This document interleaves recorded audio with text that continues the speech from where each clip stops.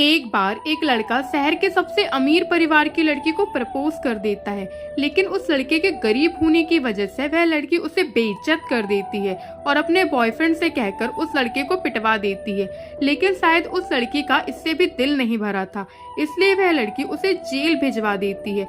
लड़की के पिता के अच्छे कनेक्शन थे, जिस वजह से लड़के को 2 साल की जेल हो जाती है। जेल में आने के बाद भी जेल के पुराने कैदी हमेशा उसे परेशान करते रहते थे, इसलिए तंग आकर वह जेल में ही आत्महत्या करने की कोशिश करता है, लेकिन वह बच जाता है। जिंदा बचने के बाद वह फैसला करता है कि वह इतना पावरफुल बनेगा ताकि कोई भी उसे परेशान ना कर पाए। क्या अर्नब बन पाएगा इतना पावरफुल, या आएगा अर्नब की जिंदगी में अलग ही ट्विस्ट? जानने के लिए हमारे YouTube चैनल को सब्सक्राइब कीजिए। प्लीज मुझे मत मारो, मेरी कोई गलती नहीं है। मैंने आपके कपड़े धो दिए थे, वह किसी और ने गंदे किए हैं। जमीन पर गिरा एक लड़का रोते हुए अपने सामने मौजूद 3 इंसानों से माफी मांग रहा था।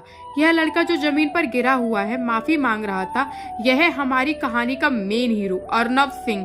अर्नब की बात सुनने के बाद उन तीनों में से एक इंसान अर्नब के पेट पे लात मारते हुए कहता है, साले तेरे को कितने बार कहा है कि हमारे कपड़े अच्छे से धोकर रख दिया कर, तेरे को एक बार समझ नहीं आती क्या? बेटा अगर इस जेल में रहना है ना, जैसा बोला जाए चुपचाप वैसा करता जा, वरना भले ही हम यहाँ पर तुझे जान से नहीं मार सकते, लेकिन तू जब तक जेल में रहेगा तब तक चैन से सो नहीं पाएगा। इसलिए तेरे लिए बेहतर यही होगा कि चुपचाप हमारी बात माना कर, वरना आज तो ये ट्रेलर था, पूरी पिक्चर भी दिखा देंगे। अर्नब से इतना कहने के बाद वह इंसान अपने बाकी दोनों साथियों की तरफ देखते हुए कहता है, चलो। उसके चले जाने के बाद अर्नब जैसे तैसे करके खड़ा होता है और एक दीवार के सहारे कमर लगाकर बैठ जाता है। अर्नब अपनी किस्मत को कोसते हुए रो रहा था और अपने आप से ही कहता है, मैं पागल था जो मैंने उस लड़की को प्रपोज किया।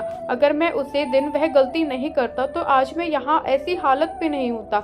लेकिन मेरी गलती ही क्या थी? बस यही कि मैंने उस लड़की को प्रपोज कर दिया था। इतनी सी गलती की कोई इतनी बड़ी सजा कैसे दे सकता है? अपने आप से ही कहने के बाद उसकी आंखों के सामने दोबारा से वह दृश्य आने लग जाता है, जिस वजह से वह यहाँ पर पहुंचा था।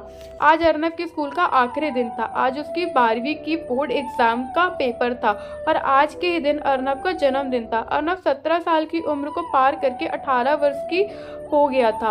अपनी 12th का आखिरी बोर्ड एग्जाम देने के बाद अर्नब सेंटर से बाहर निकलता है और तुरंत अपने बैग को उठाकर उसे खोलकर देखता है। अर्नब जैसे ही बैग खोलकर देखता है तो उसके चेहरे पर एक मुस्कान आ गई थी, क्योंकि उसके बैग पर इस समय एक लाल रंग का गुलाब था। अर्नब उस गुलाब को देखकर मुस्कुराई जा रहा था। उसके चेहरे पर शर्म दिखाई दे रही थी। तभी उसके कंधे पर एक लड़का हाथ रखते हुए कहता है, अबे क्या हुआ मजनू, ऐसे ही अंदर के गुलाब को देखकर खुश हो जाएगा? वैसे आर्य, यह बता, क्या तू सच में आज रुचिका को प्रपोज करने वाला है? देख भाई, मैं तुझे पहले ही बता दे रहा हूँ, उसके स्टैंडर्ड काफी हाई हैं। तेरे मेरे जैसे लड़के तो उसके सामने चींटी के जैसे हैं। इस आवाज को सुनने के बाद अर्नब तुरंत अपने ख्यालों की दुनिया से बाहर आता है और अपने बगल में मौजूद लड़के को देखता है। यह लड़का था रोहित, अर्नब का बेस्ट फ्रेंड या कहे तो भाई। रोहित को पता था कि आज अर्नब स्कूल की सबसे खूबसूरत लड़की रुचिका कोहली को प्रपोज करने वाला है। रुचिका कोहली यह एक ऐसा नाम था जो स्कूल में आए दिन चर्चे में रहता था। रुचिका कोहली शहर के सबसे अमीर परिवार की फैमिली की हेड की बेटी थी। अर्नब की तरह पूरे स्कूल में रुचिका को बहुत से लड़के पसंद करते थे, लेकिन सभी लोग रुचिका से बात करने से डरते थे। लेकिन शायद आज कुछ ऐसा होने वाला था जो कभी किसी ने उम्मीद नहीं की थी। इतने बड़े परिवार से आई हुई लड़की को एक गरीब लड़का प्रपोज करने वाला था। अर्नब पढ़ने में काफी होशियार था, इसलिए उसे शहर के सबसे अच्छे स्कूल में पढ़ने की स्कॉलरशिप मिल गई थी। लेकिन वह कहते हैं ना कि जवानी में सभी होश खो बैठते हैं, उसी तरह हमारे अर्नब ने जब से रुचिका को देखा था तब से उसके पीछे दीवाना हो गया था और शायद इसी के चलते उसकी पढ़ाई में गिरावट आ गई थी। अर्नब जो स्कूल में पढ़ाई के मामले में टॉप स्टूडेंट माना जाता था, आज वह एवरेज बनकर रह गया था। रोहित की बात सुनकर अर्नब तुरंत पलटते हुए पीछे देखता है तो वह देखता है कि उसकी आंखों के सामने से एक बहुत ही आकर्षक और सुंदर शरीर वाली किशोरावस्था की लड़की स्कूल से बाहर निकल रही है। वह लड़की इस समय लड़कियों के एक ग्रुप के साथ चल रही थी, लेकिन फिर भी उस पूरे ग्रुप में उस लड़की की सुंदरता को टक्कर देने वाली कोई लड़की नहीं थी। उस लड़की ने स्कूल यूनिफॉर्म डाल रखी थी जो हल्की आसमानी रंग की थी और हाफ स्लीव थी। उस लड़की ने काले रंग की मिनी स्कर्ट डाल रखी थी, जिस वजह से उसके लंबे गोरे पैर दिखाई दे रहे थे। आसपास के लड़कों की नजर उसके लंबे गोरे पैरों पर ही थी। उस लड़की की त्वचा एकदम दूध के जैसी गोरी थी। उस लड़की ने अपने चेहरे पर हल्का मेकअप और लाल रंग की लिपस्टिक लगा रखी थी। हालांकि स्कूल की लड़कियों के लिए मेकअप वर्जित था, लेकिन फिर भी उस लड़की को कोई कुछ भी नहीं कहता था। उस लड़की ने अपने काले बालों को खुला छोड़ रखा था, जिस वजह से उस लड़की के आधी कमर तक लहराते बाल उसे और आकर्षक बना रहे थे। और तो और उसके साइड के बाल आगे जाकर उसकी छाती को ढकने की नाकाम कोशिश कर रहे थे। उस लड़की का फिगर किसी परियों की कहानी की परी के जैसा था। वह लड़की अपने दोस्तों के साथ बातें करते हुए जब हंस रही थी तो उसके मोती के जैसे दांत चमक रहे थे। यह लड़की थी रुचिका कोहली।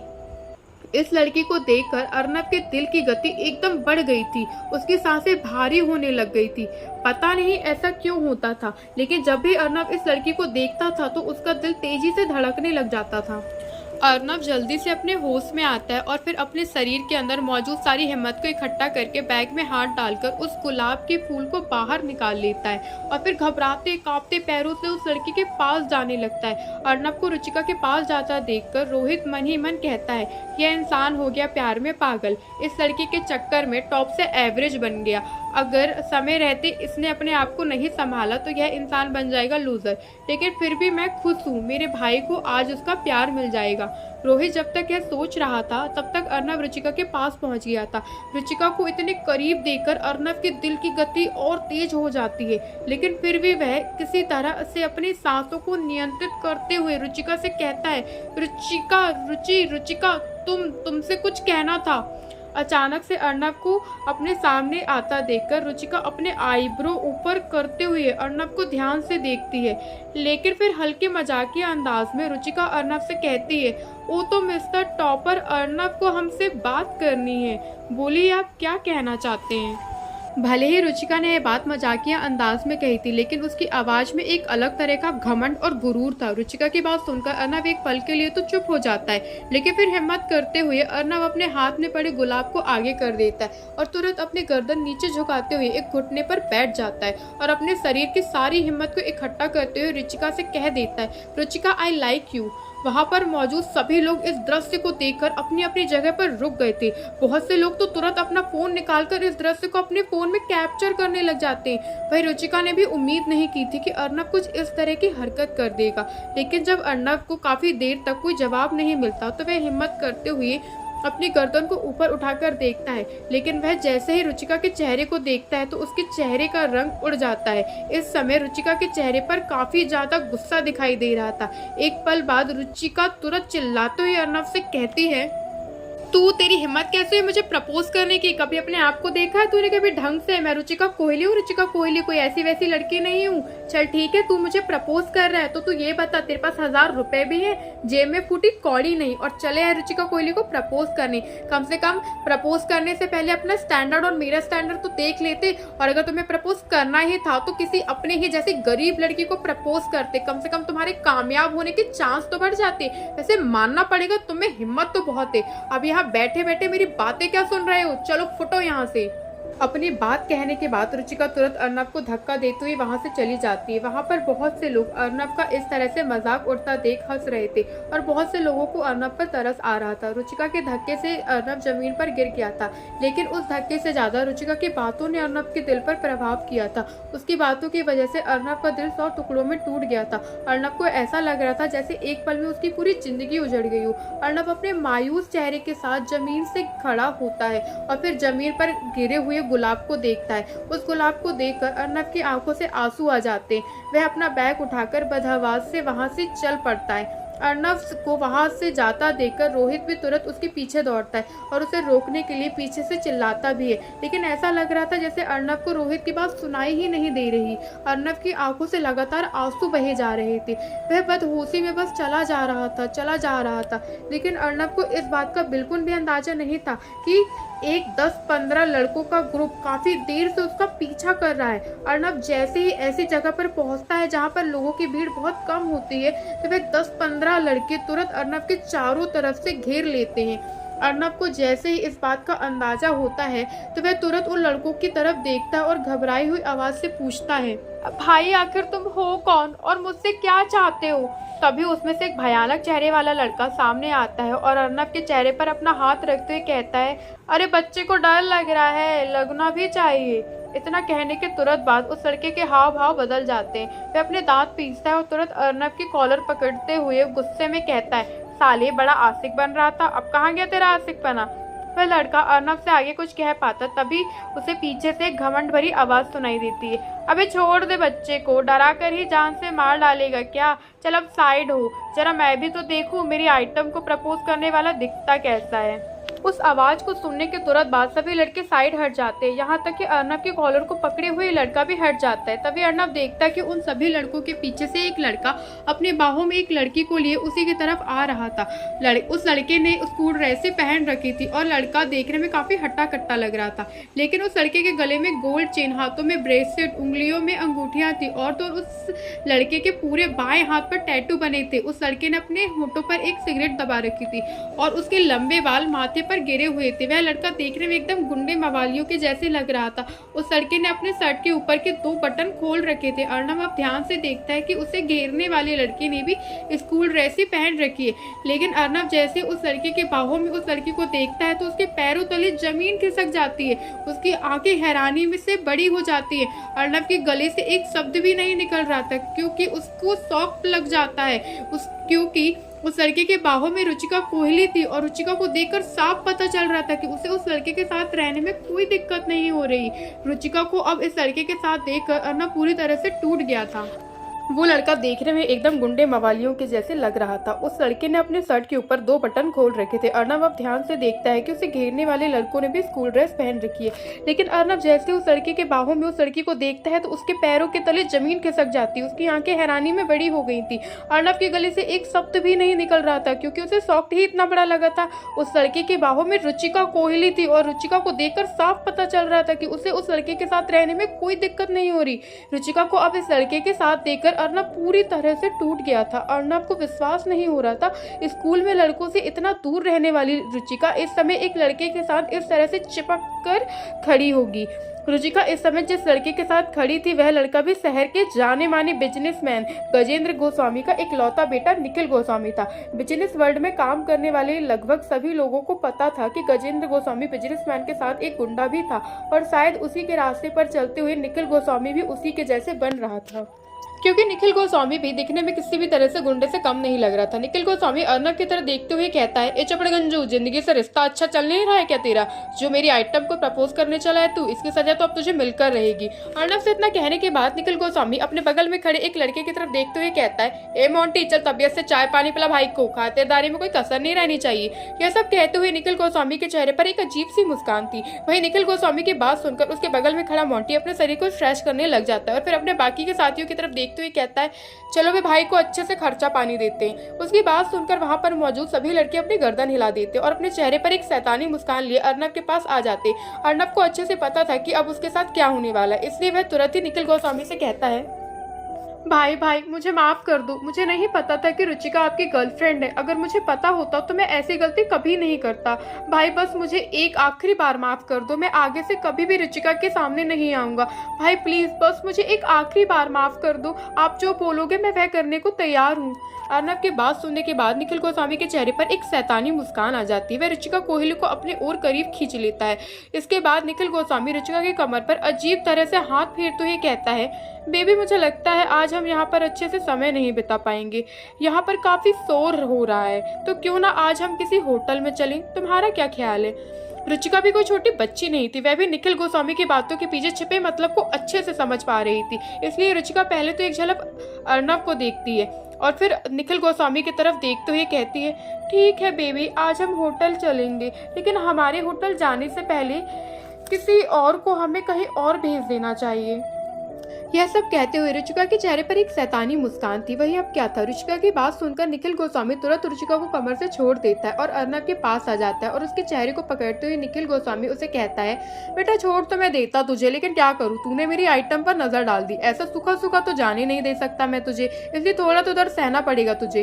इतना कहने के बाद निखिल गोस्वामी अर्नब के चेहरे को छोड़ देता है और उसके चेहरे पर एक जोरदार थप्पड़ मारकर उसकी छाती पर एक लात मार देता है, जिस वजह से अर्नब पीछे जमीन पर गिर जाता है। अर्नब के जमीन पर गिरने के बाद निखिल गोस्वामी अपनी उंगलियों से कुछ इशारा करता है। उसके इशारे को देखकर वह सभी लड़के अर्नब को बुरी तरह से पीटने में लग जाते हैं। कुछ ही देर में अर्नब के चेहरे से खून निकलने लग जाता है और वह लगभग बेहोश हो गया था। उसके बेहोश होने के बाद निखिल गोस्वामी अपने लड़कों से कहकर उसे गाड़ी में डालता है और होटल हाई स्प्रिंग ले जाता है। अर्नब को जब होश आता है तो वह अपने आप को एक बहुत ही आरामदायक गद्दे पर लेटा हुआ पाता है, लेकिन अर्नब जैसे ही अपनी आंखें खोलता है तो वह अपने पास पुलिस को खड़ा देखकर डर जाता है। अर्नब को होश में आता देखकर एक पुलिस इंस्पेक्टर तुरंत अर्नब के हाथ में हथकड़ी डालते हुए कहता है, दिखने में तो काफी शरीफ लगता है तू, लेकिन तेरे इस भोले भाले चेहरे के पीछे इतना घटिया इंसान छुपा होगा कोई सोच भी नहीं सकता। चल बहुत ले लिए मजे, अब हवालात के भी मजे ले।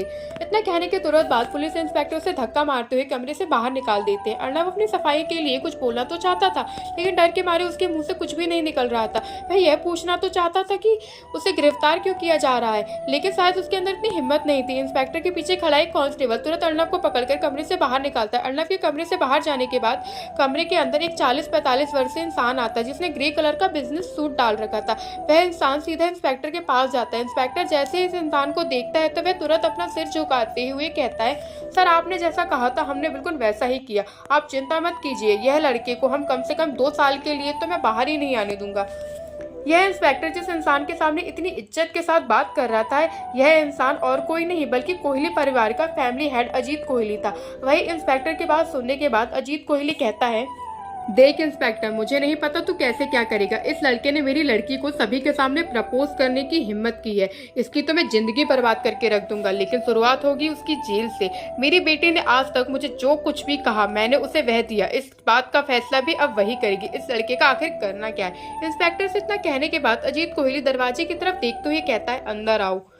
अजीत कोहली का इतना कहने के तुरंत बाद दरवाजे से एक बहुत ही सुंदर लड़की अंदर आती है। यह लड़की कोई नहीं बल्कि रुचिका कोहली थी। रुचिका कोहली तुरंत अपने पिता के पास जाकर खड़ी हो जाती है। अजीत कोहली तुरंत अपनी बेटी रुचिका के सर को सहलाते हुए पूछते हैं, आखिर तुम बताओ अब हम इस लड़के का क्या करें। इंस्पेक्टर साहब कह रहे हैं कि इस लड़के को हम 2 साल के लिए जेल में रहने देते हैं। तुम बताओ इसका क्या करें। अगर तुम बोलो तो इस लड़के को गायब करवा दें।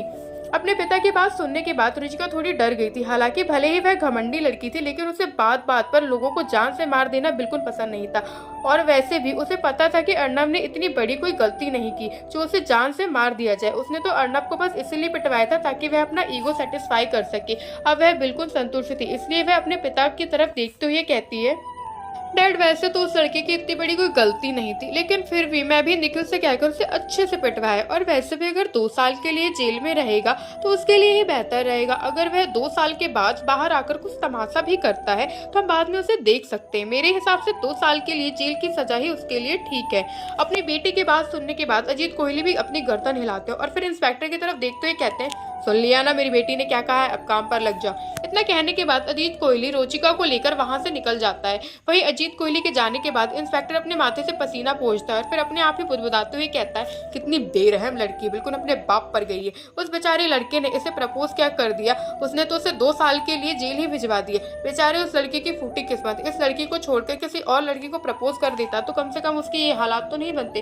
खैर हम भी क्या कर सकते हैं। इतना कहने के बाद इंस्पेक्टर भी होटल से निकल जाता है। अर्नब को इस समय वह कांस्टेबल जीप पे बैठा चुका था। इंस्पेक्टर की जीप में बैठ जाने के बाद गाड़ी तुरंत पुलिस स्टेशन के लिए चल पड़ती है। पुलिस स्टेशन पहुंचने के बाद कांस्टेबल अर्नब को एक जेल के अंदर बंद कर देता है। अर्नब इस समय काफी ज्यादा मायूस था, इसलिए हिम्मत करते हुए अब अर्नब इंस्पेक्टर से पूछ ही लेता है, सर मुझे यह तो बता दीजिए मुझे गिरफ्तार किस बात पर किया है। इस समय इंस्पेक्टर अपने सामने फाइल खोलकर उसमें कुछ काम कर रहा था, लेकिन अर्नब की बात सुनने के बाद इंस्पेक्टर अपने पेन को फाइल में रख देता है और अर्नब के पास आकर उसे कहता है, बेटा ज्यादा शरीफ बनने की तो कोशिश मत कर। तूने आज एक लड़की की इज्जत पर हाथ डालने की कोशिश की और वह भी शहर के सबसे अमीर परिवार की लड़की पर। इसलिए बेटा अब तो तू गया कम से कम 2 साल के लिए। इंस्पेक्टर की बात सुनने के बाद अर्नब काफी ज्यादा हैरान हो गया था। इस समय उसके पैरों के तले से जमीन खिसक गई थी। उसे विश्वास नहीं हो रहा था कि वह कुछ ऐसा भी कर सकता है, लेकिन अगले ही पल उसे अपने बेहोश होने से पहले निखिल गोस्वामी और रुचिका की बात याद आती है। जैसे ही ऐसा होता है उसे सारा मामला अच्छे से समझ आने लग जाता है, लेकिन सारा मामला समझने के बाद वह और ज्यादा निराश हो गया था। उसे विश्वास नहीं हो रहा था सिर्फ एक लड़की को प्रपोज करने से उसकी जिंदगी में इतना खतरनाक ट्विस्ट आ जाएगा। वह समझ गया था कि यह सब निखिल गोस्वामी और रुचिका की मिली भगत थी। असल मायने में हुआ यह था कि अर्नव के बेहोश हो जाने के बाद वह सभी अर्नव को लेकर होटल हाई स्प्रिंग आ गए थे। होटल के कमरे के अंदर रुचिका और निखिल गोस्वामी अपने प्यार की सीमा को पार कर गए थे। उन दोनों के साथ उस कमरे में अर्नव भी बेहोशी की हालत में पड़ा हुआ था। वही अपना कार्यक्रम निपटाने के बाद निखिल गोस्वामी अर्नव के कपड़े उतार कर उसे रुचिका के बगल में लिटा देता है, फिर खुद रुचिका के कपड़े फाड़कर उसके साथ जबरदस्ती करता ताकि उसकी बॉडी पर स्क्रैचेस आ जाए। लेकिन अपना काम करने के बाद निखिल गोस्वामी तो वहां से निकल लिया था। उनका प्लान आगे बढ़ाने की बारी रुचिका की थी, इसलिए रुचिका तुरंत अपना फोन निकालकर अपने पिता को फोन मिलाकर झूठी कहानी सुना देती है। उसके बाद रुचिका पुलिस को भी फोन कर देती है और उसके बाद की कहानी तो आप सबको पता ही है, कैसे अर्नव को पुलिस ने गिरफ्तार किया था। वही जेल के अंदर मौजूद अर्नव को भी सारा मामला समझ आ गया था। वह इंस्पेक्टर को समझाने के लिए कहता है, सर सच में मैंने ऐसा कुछ भी नहीं किया, मेरा विश्वास कीजिए। लेकिन इंस्पेक्टर को उसको किसी भी बातों का फर्क नहीं पड़ रहा था। वह अपने डेस्क पर बैठकर दोबारा काम करने लग जाता है। लेकिन उसके अपना काम करना शुरू ही किया था तभी पुलिस स्टेशन के अंदर 3 इंसान आ जाते हैं। इन तीनों इंसानों में से एक 55 वर्षीय आदमी और एक 50 साल की औरत थी। इन दोनों के साथ एक 16 साल की फूसी नाजुक एक लड़की थी।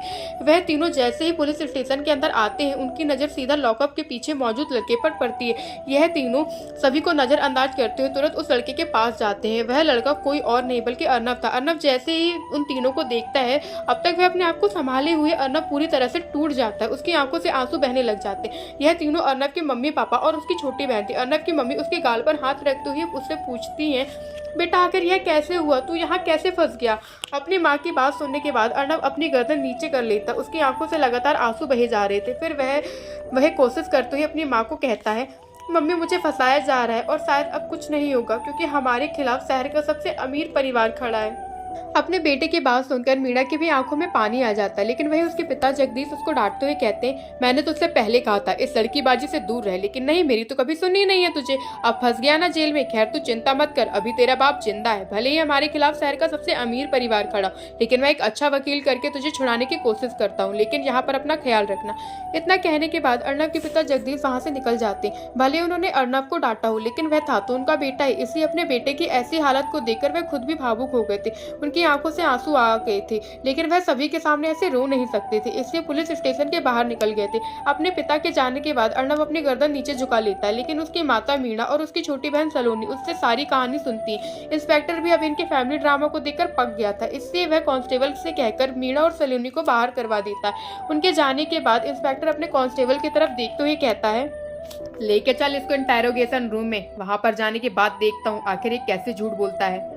क्या अर्नव के पिता उसे जेल से छुड़ा पाएंगे या फिर हो जाएगी अर्नव को 2 सालों की सजा। आखिर इंटेरोगेशन रूम में अर्नव के साथ क्या होने वाला है, इन सभी सवालों के जवाब जानने के लिए हमारे YouTube चैनल पर हमारे साथ बने रहे।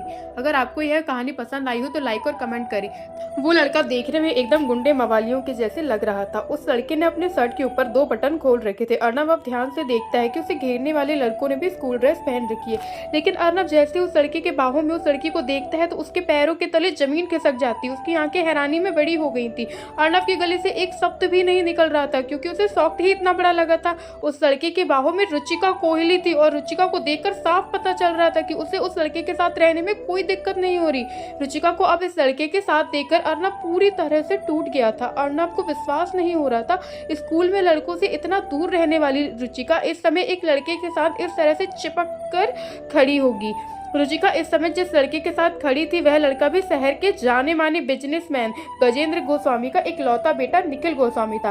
बिजनेस वर्ल्ड में काम करने वाले लगभग सभी लोगों को पता था कि गजेंद्र गोस्वामी बिजनेसमैन के साथ एक गुंडा भी था और शायद उसी के रास्ते पर चलते हुए निखिल गोस्वामी भी उसी के जैसे बन रहा था, क्योंकि निखिल गोस्वामी भी दिखने में किसी भी तरह से गुंडे से कम नहीं लग रहा था। निखिल गोस्वामी अर्नव की तरफ देखते हुए कहता है, ए चपड़गंजू, जिंदगी से रिश्ता अच्छा चल नहीं रहा है क्या तेरा? जो मेरी आइटम को प्रपोज करने चला है तू, इसकी सजा तो अब तुझे मिलकर रहेगी। अर्नव से इतना कहने के बाद निखिल गोस्वामी अपने बगल में खड़े एक लड़के की तरफ देखते हुए कहता है, ए मोंटी, चल तबीयत से चाय पानी पिला भाई को, खातिरदारी में कोई कसर नहीं रहनी चाहिए। यह सब कहते हुए निखिल गोस्वामी के चेहरे पर एक अजीब सी मुस्कान थी। वहीं निखिल गोस्वामी की बात सुनकर उसके बगल में खड़ा मोंटी अपने शरीर को स्ट्रेच करने लग जाता है और फिर अपने बाकी के साथियों की तरफ देखते हुए कहता है, चलो वे भाई को अच्छे से खर्चा पानी देते हैं। उसकी बात सुनकर वहां पर मौजूद सभी लड़के अपनी गर्दन हिला देते और अपने चेहरे पर एक शैतानी मुस्कान लिए अर्नव के पास आ जाते। अर्नव को अच्छे से पता था कि अब उसके साथ क्या होने वाला है, इसलिए वह तुरंत ही निखिल गोस्वामी से कहता है, भाई भाई मुझे माफ कर दो, मुझे नहीं पता था कि रुचिका आपकी गर्लफ्रेंड है। अगर मुझे पता होता तो मैं ऐसी गलती कभी नहीं करता।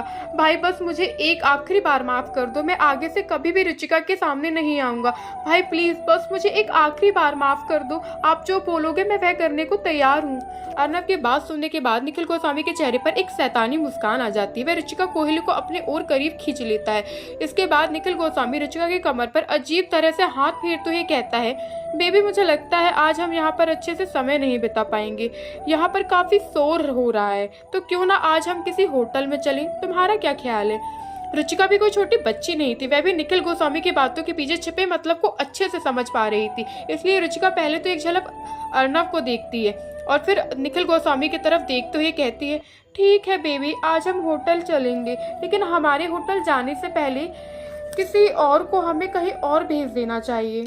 यह सब कहते हुए रुचिका के चेहरे पर एक शैतानी मुस्कान थी। वही अब क्या था। रुचिका की बात सुनकर निखिल गोस्वामी तुरंत रुचिका को कमर से छोड़ देता है और अर्नब के पास आ जाता है और उसके चेहरे को पकड़ते हुए निखिल गोस्वामी उसे कहता है, बेटा छोड़ तो मैं देता तुझे, लेकिन क्या करूँ, तूने मेरी आइटम पर नजर डाल दी। ऐसा सूखा सूखा तो जाने नहीं दे सकता मैं तुझे, इसलिए थोड़ा तो दर्द सहना पड़ेगा तुझे। इतना कहने के बाद निखिल गोस्वामी अर्नब के चेहरे को छोड़ देता है और उसके चेहरे पर एक जोरदार थप्पड़ मारकर उसकी छाती पर एक लात मार देता है, जिस वजह से अर्नब पीछे जमीन पर गिर जाता है। अर्नब के जमीन पर गिरने के बाद निखिल गोस्वामी अपनी उंगलियों से कुछ इशारा करता है। उसके इशारे को देखकर वह सभी लड़के अर्नब को बुरी तरह से पीटने में लग जाते हैं। कुछ ही देर में अर्नब के चेहरे से खून निकलने लग जाता है और वह लगभग बेहोश हो गया था। उसके बेहोश होने के बाद निखिल गोस्वामी अपने लड़कों से कहकर उसे गाड़ी में डालता है और होटल हाई स्प्रिंग ले जाता है। अर्नब को जब होश आता है तो वह अपने आप को एक बहुत ही आरामदायक गद्दे पर लेटा हुआ पाता है, लेकिन अर्नब जैसे ही अपनी आंखें खोलता है तो वह अपने पास पुलिस को खड़ा देखकर डर जाता है। अर्नब को होश में आता देखकर एक पुलिस इंस्पेक्टर तुरंत अर्नब के हाथ में हथकड़ी डालते हुए कहता है, दिखने में तो काफी शरीफ लगता है तू, लेकिन तेरे इस भोले भाले चेहरे के पीछे इतना घटिया इंसान छुपा होगा कोई सोच भी नहीं सकता। चल बहुत ले लिए मजे, अब हवालात के भी मजे ले। इतना कहने के तुरंत बाद पुलिस इंस्पेक्टर उसे धक्का मारते हुए कमरे से बाहर निकाल देते हैं। अर्नब अपनी सफाई के लिए कुछ बोलना तो चाहता था, लेकिन डर के मारे उसके मुंह से कुछ भी नहीं निकल रहा था। वह यह पूछना तो चाहता था कि उसे गिरफ्तार क्यों किया जा रहा है, लेकिन शायद उसके अंदर इतनी हिम्मत नहीं थी। इंस्पेक्टर के पीछे खड़ा एक कांस्टेबल तुरंत अर्नब को पकड़कर कमरे से बाहर निकालता है। अर्नब के कमरे से बाहर जाने के बाद कमरे के अंदर एक 40-45 वर्षीय इंसान आता है जिसने ग्रे कलर का बिजनेस सूट डाल रखा था। वह इंसान सीधा इंस्पेक्टर के पास जाता है। इंस्पेक्टर जैसे ही इस इंसान को देखता है तो वह तुरंत अपना सिर झुकाते हुए कहता है, सर आपने जैसा कहा था हमने बिल्कुल वैसा ही किया, आप चिंता मत कीजिए। यह लड़के को हम कम से कम 2 साल के लिए तो मैं बाहर ही नहीं आने दूंगा। यह इंस्पेक्टर जिस इंसान के सामने इतनी इज्जत के साथ बात कर रहा था, यह इंसान और कोई नहीं बल्कि कोहली परिवार का फैमिली हेड अजीत कोहली था। वही इंस्पेक्टर की बात सुनने के बाद अजीत कोहली कहता है, देख इंस्पेक्टर, मुझे नहीं पता तू कैसे क्या करेगा। इस लड़के ने मेरी लड़की को सभी के सामने प्रपोज करने की हिम्मत की है। इसकी तो मैं जिंदगी बर्बाद करके रख दूंगा, लेकिन शुरुआत होगी उसकी जेल से। मेरी बेटी ने आज तक मुझे जो कुछ भी कहा मैंने उसे वह दिया। इस बात का फैसला भी अब वही करेगी। इस लड़के का आखिर करना क्या है। इंस्पेक्टर से इतना कहने के बाद अजीत कोहली दरवाजे की तरफ देखते हुए कहता है, अंदर आओ। अजीत कोहली का इतना कहने के तुरंत बाद दरवाजे से एक बहुत ही सुंदर लड़की अंदर आती है। यह लड़की कोई नहीं बल्कि रुचिका कोहली थी। रुचिका कोहली तुरंत अपने पिता के पास जाकर खड़ी हो जाती। अजीत कोहली तुरंत अपनी बेटी रुचिका के सर को सहलाते हुए पूछते हैं, आखिर तुम बताओ अब हम इस लड़के का क्या करें। इंस्पेक्टर साहब कह रहे हैं कि इस लड़के को हम 2 साल के लिए जेल में रहने देते हैं। तुम बताओ इसका क्या करें। अगर तुम बोलो तो इस लड़के को गायब करवा दें। अपने पिता की बात सुनने के बाद रुचिका थोड़ी डर गई थी। हालांकि भले ही वह घमंडी लड़की थी, लेकिन उसे बात बात पर लोगों को जान से मार देना बिल्कुल पसंद नहीं था।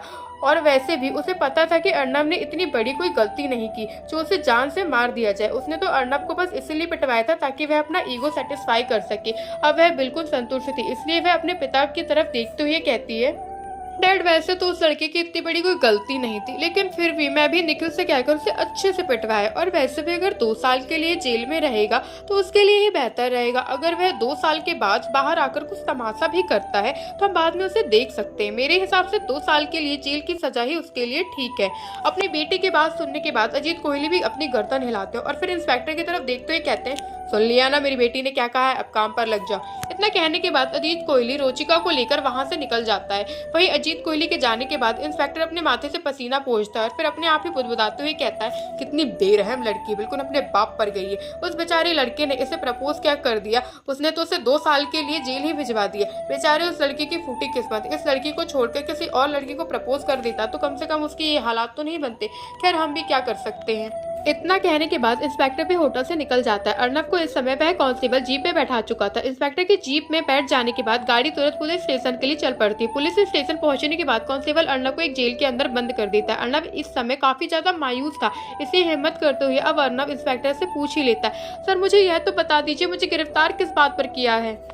इस समय इंस्पेक्टर अपने सामने फाइल खोलकर उसमें कुछ काम कर रहा था, लेकिन अर्नब की बात सुनने के बाद इंस्पेक्टर अपने पेन को फाइल में रख देता है और अर्नब के पास आकर उसे कहता है, बेटा ज्यादा शरीफ बनने की तो कोशिश मत कर। तूने आज एक लड़की की इज्जत पर हाथ डालने की कोशिश की और वह भी शहर के सबसे अमीर परिवार की लड़की पर। इसलिए बेटा अब तो तू गया, कम से कम 2 साल के लिए।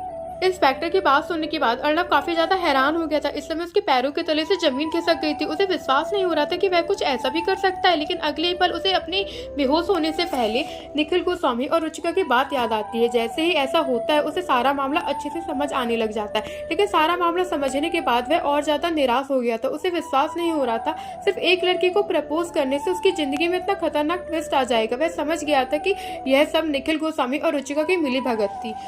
असल मायने में हुआ यह था कि अर्नब के बेहोश हो जाने के बाद वह सभी अर्नब को लेकर होटल हाई स्प्रिंग आ गए थे। होटल के कमरे के अंदर रुचिका और निखिल गोस्वामी अपने प्यार की सीमा को पार कर गए थे। उन दोनों के साथ उस कमरे में अर्नब भी बेहोशी की हालत में पड़ा हुआ था। वही अपना कार्यक्रम निपटाने के बाद निखिल गोस्वामी अर्नब के कपड़े उतार कर उसे रुचिका के बगल में लिटा देता है, फिर खुद रुचिका के कपड़े फाड़ कर उसके साथ जबरदस्ती करता है ताकि उसकी बॉडी पर स्क्रैचेस आ जाए। लेकिन अपना काम करने के बाद निखिल गोस्वामी तो वहां से निकल लिया था। उनका प्लान आगे बढ़ाने की बारी रुचिका की थी, इसलिए रुचिका तुरंत अपना फोन निकालकर अपने पिता को फोन मिलाकर झूठी कहानी सुना देती है। उसके बाद रुचिका पुलिस को भी फोन कर देती है और उसके बाद की कहानी तो आप सबको पता ही है, कैसे अर्नब को पुलिस ने गिरफ्तार किया था। वही जेल के अंदर मौजूद अर्नब को भी सारा मामला समझ आ गया था। वह इंस्पेक्टर को समझाने के लिए कहता है, सर सच में मैंने ऐसा कुछ भी नहीं किया है, मेरा विश्वास कीजिए। लेकिन इंस्पेक्टर को उसको किसी भी बातों का फर्क नहीं पड़ रहा था। वह अपने डेस्क पर बैठकर दोबारा काम करने लग जाता है, लेकिन उसके अपना काम करना शुरू ही किया था तभी पुलिस स्टेशन के अंदर 3 इंसान आ जाते हैं। इन तीनों इंसानों में से एक 55 वर्षीय आदमी और एक 50 साल की औरत थी। इन दोनों के साथ एक 16 साल की फूसी नाजुक एक लड़की थी। वह तीनों जैसे ही पुलिस स्टेशन के अंदर आते हैं उनकी नजर सीधा लॉकअप के पीछे मौजूद लड़के पर पड़ती है। यह तीनों सभी को नजरअंदाज करते हुए तुरंत उस लड़के के पास जाते हैं। वह लड़का कोई और नहीं बल्कि अर्नब था। अर्नब जैसे ही उन तीनों को देखता है, अब तक वह अपने आप को संभाले हुए अर्नब पूरी तरह से टूट जाता है। उसकी आंखों से आंसू बहने लग जाते हैं। यह तीनों अर्नब के मम्मी पापा और उसकी छोटी बहन थी। अर्नब की मम्मी उसके गाल पर हाथ रखते हुए उससे पूछती हैं, बेटा आखिर यह कैसे हुआ, तू यहाँ कैसे फंस गया। अपनी माँ की बात सुनने के बाद अर्नब अपनी गर्दन नीचे कर लेता। उसकी आंखों से लगातार आंसू बहे जा रहे थे। फिर वह कोशिश करते हुए अपनी माँ को कहता है, मम्मी मुझे फंसाया जा रहा है और शायद अब कुछ नहीं होगा क्योंकि हमारे खिलाफ शहर का सबसे अमीर परिवार खड़ा है। अपने बेटे की बात सुनकर मीणा की भी आंखों में पानी आ जाता है, लेकिन वही उसके पिता जगदीश उसको डांटते हुए कहते हैं, मैंने तो उससे पहले कहा था इस लड़कीबाजी से दूर रहे, लेकिन नहीं, मेरी तो कभी सुनी नहीं है तुझे। अब फंस गया ना जेल में। खैर तू चिंता मत कर, अभी तेरा बाप जिंदा है। भले ही हमारे खिलाफ शहर का सबसे अमीर परिवार खड़ा, लेकिन मैं एक अच्छा वकील करके तुझे छुड़ाने की कोशिश करता हूँ, लेकिन यहाँ पर अपना ख्याल रखना।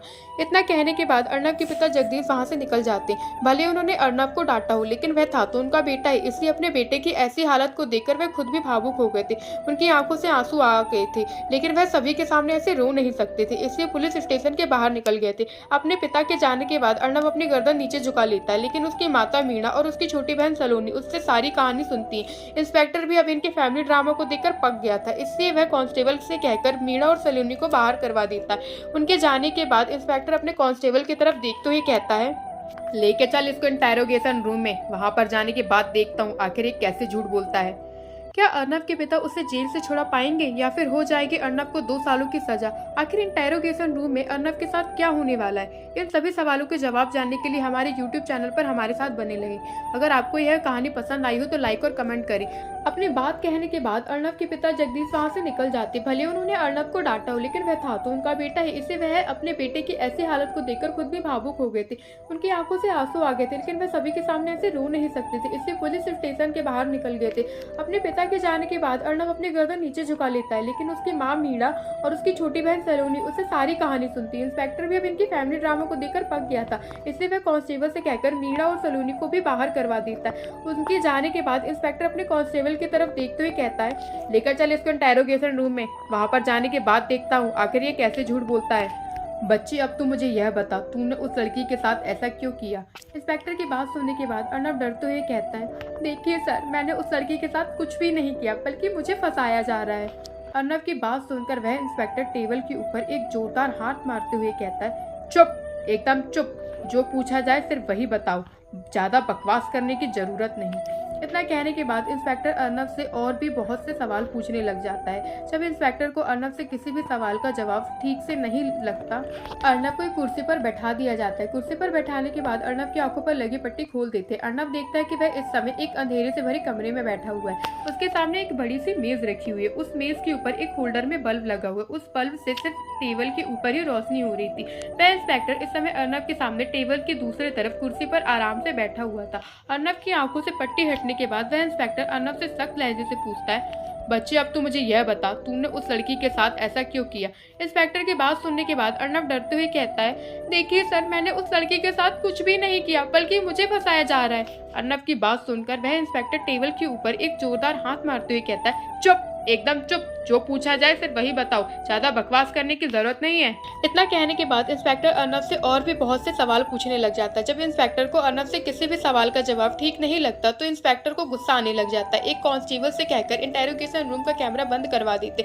इंटेरोगेशन रूम का कैमरा बंद होने के बाद इंस्पेक्टर अपनी बेल्ट निकालकर अर्नव को टेबल पर लेटा देता है और उसकी पेंट निकालकर उसके नितंबों पर जोर जोर से मारने लग जाता है। अर्नव से यह मार बर्दाश्त नहीं होती तो वह बेहोश हो जाता है, लेकिन अर्नव के बेहोश होने के बाद भी इंस्पेक्टर अर्नव को 2-3 बार और मारता है। अर्नव की अच्छे से कुटाई करने के बाद इंस्पेक्टर उसे लॉकअप में डाल देता है, लेकिन अगले ही पल पुलिस और अर्नव के माता पिता के पास कोर्ट से एक लीगल नोटिस भेज दिया जाता है। उस नोटिस पे लिखा होता है कि 24 घंटे के अंदर अंदर आरोपी को कोर्ट में पेश किया जाए, और उसी नोटिस में ही अर्नव की जिंदगी बदल गई थी। अर्नव को कोर्ट में ले जाया जाता है। इतनी जल्दी उसके माता पिता किसी अच्छे वकील को भी नहीं कर पाए थे, और जो वकील उन्होंने किया था उसको अजीत कोहली ने खरीद लिया था। कोर्ट में रुचिका की मेडिकल रिपोर्ट भी दिखाई जाती है, जिस वजह से अर्नव को दोषी मान लिया जाता है और उसे 2 साल की जेल हो जाती है। हालांकि रेप की सजा 10 सालों से कम नहीं होती, लेकिन शायद यहाँ पर सभी लोग बिके हुए थे, यहाँ तक कि जज भी, जिस वजह से अर्नव को 2 सालों की जेल हो जाती है। जेल में जाने के बाद तो अर्नव की जिंदगी नरक बन गई थी। जेल के पुराने कैदी उसे रोज सताते थे। इस तरह एक दिन एक पुराना कैदी अर्नव को अपने कपड़े धोने को कहता है। अर्नव ना चाहते हुए भी उसके कपड़े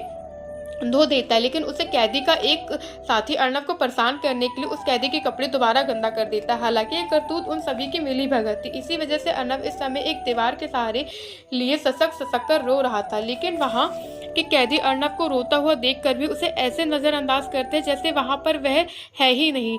अर्नव को इस समय जेल में आए हुए लगभग 1 महीना हो गया, पर इस 1 महीने में अर्नव एक दिन भी चैन से नहीं सो पाया था। 1 महीने में 30 दिन होते हैं, लेकिन इस 1 महीने में अर्नव इन 30 दिनों से दुगनी बार जेल के पुराने कैदियों से पिट चुका था। काफी देर तक रोने के बाद अर्नव अपने आप से ही कहता है, आखिर मैंने ऐसा कौन सा पाप किया था जो मुझे ऐसी जिंदगी जीनी पड़ रही? इससे अच्छा तो मैं मर जाऊं।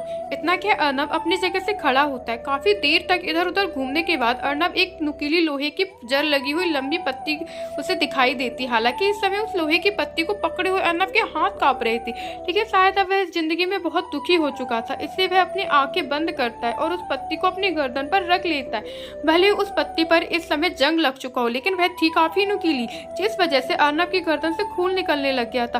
अर्नव इस पत्ती को खींचता तो है, लेकिन वह उसे पूरा नहीं खींच पाता। उसे ऐसा लगता है जैसे किसी ने उस लोहे की पत्ती को पकड़ लिया हो। हालांकि अभी भी अर्नव की गर्दन से खून बह रहा था, लेकिन उसे लोहे की पत्ती ने गहराई में अर्नव की गर्दन को नहीं काटा था, लेकिन उसकी त्वचा और उसकी गर्दन का मांस हल्का कट गया था, जिस वजह से वहां से काफी खून बह रहा था। और इस समय अर्नव को भी काफी दर्द हो रहा था। अर्नव तुरंत अपनी आंखें खोलकर देखता है, लेकिन वह अगले ही पल जो दृश्य देखता है तो उसकी आंखें हैरानी में बड़ी हो गई थी। इस समय उसके बगल में एक 75 साल का बूढ़ा इंसान खड़ा था और उस नुकीली लोहे की पत्ती ने उसकी गर्दन को इतनी आसानी से काट दिया था। उसको इस बूढ़े आदमी को अपनी 2 उंगलियों में पकड़ रखा था और उनको हल्का सा भी खून नहीं निकल रहा था। इस बूढ़े इंसान की लंबी लंबी दाढ़ी मूछें थी और लंबे बाल थे। इस बूढ़े इंसान ने उन बालों का जूड़ा बना रखा था।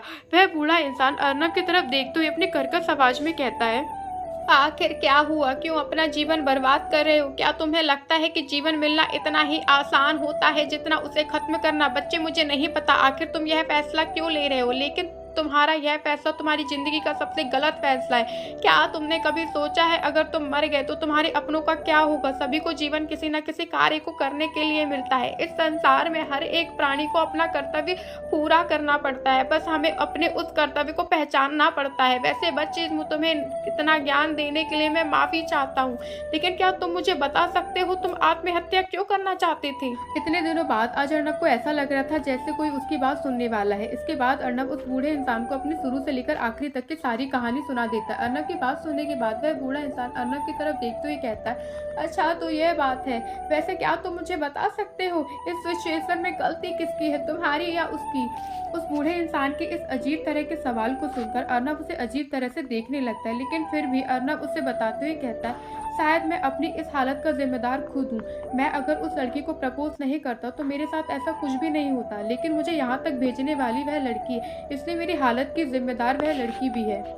अर्नब की बात सुनने के बाद वह बूढ़ा इंसान अर्नब की तरफ देखते हुए कहता है, दिलचस्प तर्क वितर्क अच्छा कर लेते हो। वैसे सच बताओ, इस हालात के जिम्मेदार ना तो तुम हो और ना ही वह लड़की। तुम्हारी किस्मत में यहाँ पर आना लिखा था तो तुम यहाँ पर आए। किस्मत से ज्यादा और किस्मत से कम ना आज तक किसी को मिला है ना कभी मिलेगा, लेकिन किस्मत यह तय करती है कि हमें जाना कहाँ पर है, लेकिन किस्मत यह तय नहीं करती कि हमें जाना वहाँ पर कैसे है। अब तुम मुझे खुद बताओ, क्या तुम्हें पता था कि अगर तुम उस लड़की को प्रपोज करोगे तो तुम्हारे साथ कुछ ऐसा हो जाएगा? नहीं ना, इसलिए अपने पास्ट को भूलो और अपने वर्तमान को सुधारो ताकि भविष्य सुधर सके।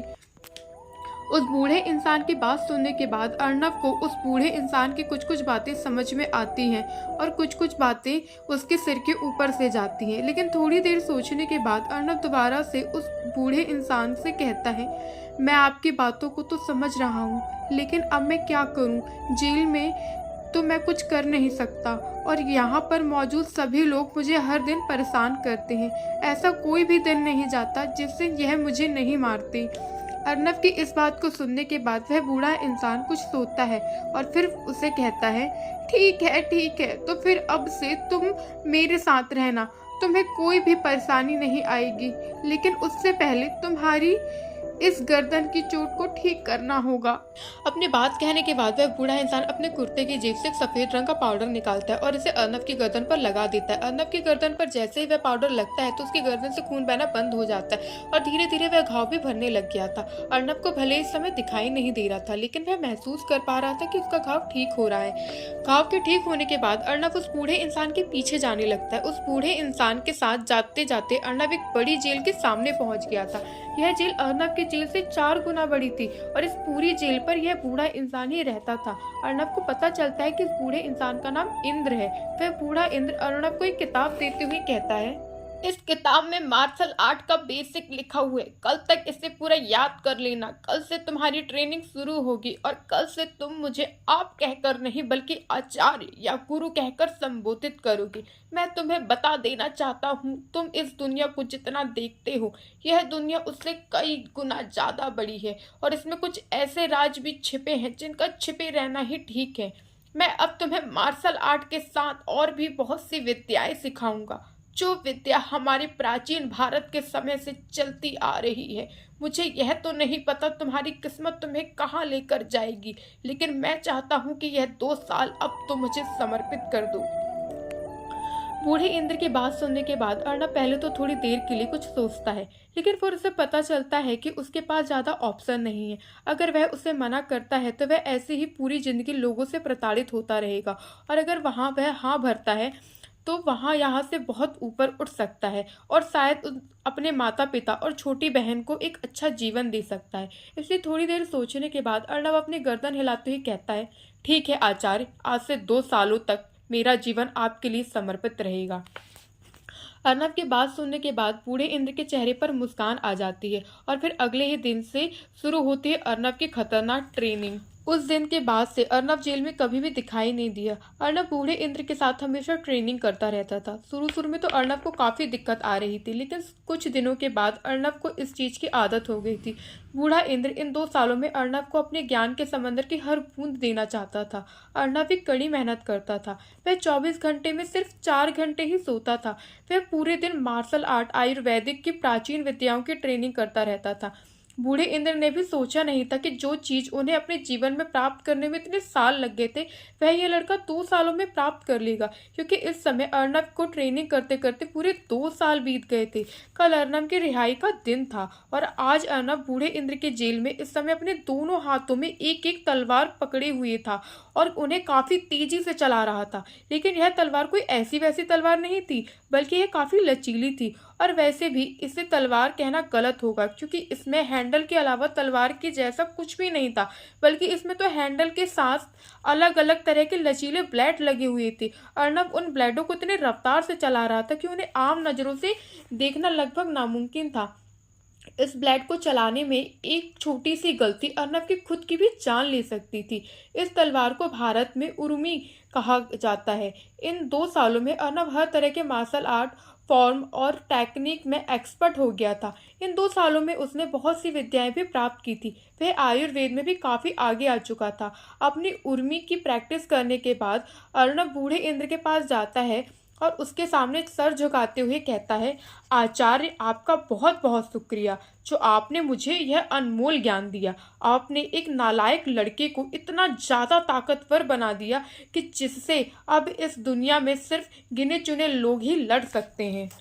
अर्नब की बात सुनने के बाद बूढ़ा इंद्र पहले तो हल्का मुस्कुराता है और फिर गंभीरता के साथ अर्नब को कहता है, अर्नब, अपने आप पर आत्मविश्वास होना बहुत अच्छी बात होती है, लेकिन अति आत्मविश्वास इंसान को गड्ढे में ढकेल देता है। मुझसे ट्रेनिंग लेने के बाद तुम्हें क्या लगता है, क्या तुम इस दुनिया के सबसे ताकतवर इंसान बन गए हो? नहीं, बल्कि इस दुनिया में तुमसे भी बहुत ज़्यादा ताकतवर लोग रहते हैं। अपने आप पर हरदम विश्वास रखना, लेकिन कभी भी अपनी ताकत का घमंड मत करना, वरना जिस दिन भी तुमने ऐसा किया, कोई तुमसे भी ताकतवर आएगा और तुम्हें हरा कर चला जाएगा। मैंने तुम्हें यह सब सिखाया तो तुम मुझे इन सब का अच्छे से ज्ञान होगा। इस हिसाब से मैं भी कम ताकतवर नहीं हूँ। तुम खुद सोचो, मैं इतना ताकतवर हूँ, फिर भी मैं इस जेल में हूँ क्योंकि मुझे किसी से डर है और उसी डर की वजह से मैं यहाँ पर छुपा हुआ हूँ। इसलिए कह रहा हूँ, कभी भी अपनी ताकत का घमंड मत करना। वैसे तो कल तुम यहाँ से चले जाओगे, लेकिन मेरा आशीर्वाद हरदम तुम्हारे साथ रहेगा और तुम भी अपने इस बूढ़े आचार्य को मत भूलना। अपने आचार्य की बात सुनने के बाद अर्णव काफी ज्यादा हैरान हो गया था, लेकिन वह अपना सिर झुकाते हुए उन्हें कहता है, जी आचार्य, मैं हमेशा आपकी बातों का ध्यान रखूंगा। इन 2 सालों के बाद मैं कल अपने माता पिता और छोटी बहन का चेहरा देखूंगा। मुझे इन सभी चीजों की शिक्षा देने के लिए आपका बहुत बहुत शुक्रिया आचार्य। क्या जेल से निकलने के बाद अर्णव की जिंदगी दोबारा से बदलने वाली है? क्या इन 2 सालों की मेहनत अर्णव की जिंदगी में कोई परिवर्तन लाने वाली है? आखिर बूढ़े इंद्र का दुश्मन कौन है जिस वजह से वह जेल में छुपा हुआ है? इन सभी सवालों के बारे में जानने के लिए बने रहे हमारे साथ हमारे YouTube चैनल में। अपने आप पर आत्मविश्वास होना बहुत अच्छी बात है, लेकिन अति आत्मविश्वास इंसान को गड्ढे में ढकेल देता है। मुझसे ट्रेनिंग लेने के बाद तुम्हें क्या लगता है कि तुम इस दुनिया के सबसे ताकतवर इंसान बन गए हो? नहीं, बल्कि इस दुनिया में तुमसे भी बहुत ज्यादा ताकतवर लोग रहते हैं। अपने आप पर हरदम विश्वास रखना, लेकिन कभी भी अपनी ताकत का घमंड मत करना, वरना जिस दिन भी तुमने ऐसा किया, कोई तुमसे भी ताकतवर आएगा और तुम्हें हरा कर चला जाएगा। मैंने तुम्हें यह सब सिखाया तो मुझे इन सब का अच्छे से ज्ञान होगा। इस हिसाब से मैं भी कम ताकतवर नहीं हूँगा। तुम खुद सोचो, मैं इतना ताकतवर हूँ, फिर भी मैं इस जेल में हूँ क्योंकि मुझे किसी से डर है और उसी के डर की वजह से मैं यहाँ छुपा हुआ हूँ। इसलिए कह रहा हूँ, कभी भी अपनी ताकत पर घमंड मत करना। वैसे तो कल तुम यहाँ से चले जाओगे, लेकिन मेरा आशीर्वाद हरदम तुम्हारे साथ रहेगा और तुम भी अपने इस बूढ़े आचार्य को कभी मत भूलना।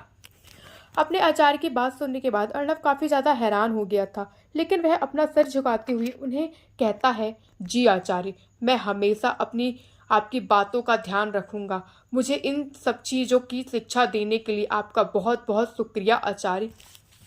आचार्य से अपनी बात कहने के बाद अर्णव मन ही मन अपने आप से कहता है, इन 2 सालों में मैं कल अपने माता पिता और छोटी बहन का चेहरा देखूंगा। इन 2 सालों में उन्होंने मेरी वजह से कितने दुख झेलने पड़े होंगे। मैं अपने आप से वादा करता हूँ कि अब उन्हें कोई भी तकलीफ नहीं होने दूंगा। आचार्य इंद्र को भी पता था कि अर्णव इस समय अपने माता पिता के बारे में सोच रहा है, इसलिए वह उसे परेशान नहीं करती। कल अर्णव को रिहा किया जाने वाले था और अब तक शाम हो गई थी। कल जेल से आज़ाद होने के बारे में सोचकर अर्णव काफ़ी ज़्यादा खुश हुए जा रहा था। इन 2 सालों के दौरान आज अर्णव पहली बार अर्णव इतना खाली बैठा हुआ था। तभी उसके बगल में आचार्य इंद्र आते हैं। आचार्य इंद्र अपनी जेब से एक चांदी का सिक्का निकालकर अर्णव को देते हुए कहते हैं, अर्णव, कल से तुम्हारे जीवन की एक नई शुरुआत होने वाली है। मुझे जितना आता था मैंने तुम्हें वह सब कुछ सिखा दिया। मैंने तुम्हें अंडरवर्ल्ड के बारे में भी बहुत कुछ बताया है। भले ही तुम्हें अंडरवर्ल्ड के बारे में बहुत कुछ पता चल गया हो, लेकिन तुम अंडरवर्ल्ड की दुनिया से अभी बहुत दूर हो। अगर तुम अंडरवर्ल्ड की दुनिया से जुड़ना चाहते हो तो यह चांदी का सिक्का तुम्हारी मदद करेगा। इस जेल में एक इंसान रहता है जिसका नाम रघु है। रघु से पहले एक बार उससे मिल लेना। जाने से पहले एक बार उससे मिल लेना। अगर वह तुमसे कोई ज़्यादा सवाल जवाब करे तो उसे यह सिक्का दे देना। इसे लेने के बाद वह तुम्हारे हर कार्य में भी मदद करेगा। तुम उससे जो चाहो वह मांग लेना। अपनी बात कहने के बाद आचार्य इंद्र बिना अर्णव की बात सुने खड़े होकर वहां से चले जाते हैं। अर्णव भी उस सिक्के को अपने हाथ में लिए आचार्य इंद्र को बस जाते हुए देखता रहता है। जब आचार्य इंद्र उसकी आंखों से ओझल हो जाते हैं तो वह अपने हाथ में मौजूद चांदी के सिक्के को ध्यान से देखता है। आचार्य इंद्र के कहने से उसे यह तो पता चल गया था कि यह सिक्का चांदी का था, लेकिन वह यह देखकर हैरान था कि चांदी के सिक्के के अंदर एक इन्फिनिटी लूप पैटर्न बना हुआ है। इस पैटर्न का ना ही कोई शुरुआत थी और ना ही कोई अंत। इस सिक्के को मजबूती से वह अपने हाथ में पकड़े हुए अर्णव कहता है, आचार्य बिल्कुल ठीक कह रहे हैं। कल से मेरा नया जीवन शुरू होने वाला है। भले ही आचार्य की ट्रेनिंग से मैं काफ़ी पावरफुल हो गया हूँ, लेकिन मेरी फैमिली तो मेरी तरह ताकतवर नहीं है ना। लेकिन आचार्य की बातों से मुझे इतना तो अंदाज़ा लग गया है कि अब मेरा जीवन एक रोलर कोस्टर राइड होने वाला है। मैं इसके लिए तैयार हूँ, लेकिन मुझे अपनी फैमिली के प्रोटेक्शन के लिए कुछ करना होगा और उसके लिए काम आएगा यह सिक्का।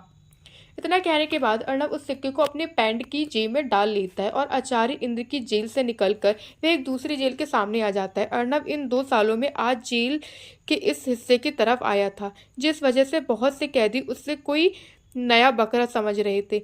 लेकिन वहां पर एक ऐसा कैदी भी था जो अर्णव को वहां पर देखकर काफी हैरान था। यह कैदी वही इंसान था जो अर्णव को अपने कपड़े धोने को कह रहा था, लेकिन आज अर्णव को देखकर उस कैदी को अर्णव से हल्का डर महसूस हो रहा था, क्योंकि आज का अर्णव 2 साल पहले वाले अर्णव से काफ़ी बदल गया था। जहाँ पर 2 साल पहले अर्णव एक मासूम सा छोटा सा पतला दुबला बच्चा था जो हर किसी से डरता था, लेकिन आज के अर्णव में कॉन्फिडेंस कूट कूट कर भरा हुआ था।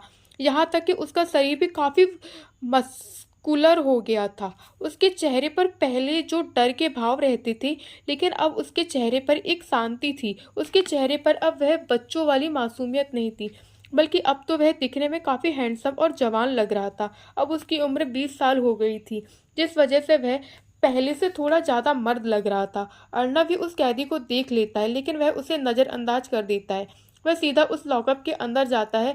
इस समय उस लॉकअप के अंदर 6 लोग थे, लेकिन अर्णव तो उस लॉकअप के अंदर आने के बाद सभी की तरफ देखते ही कहता है, तुम में से रघु कौन है?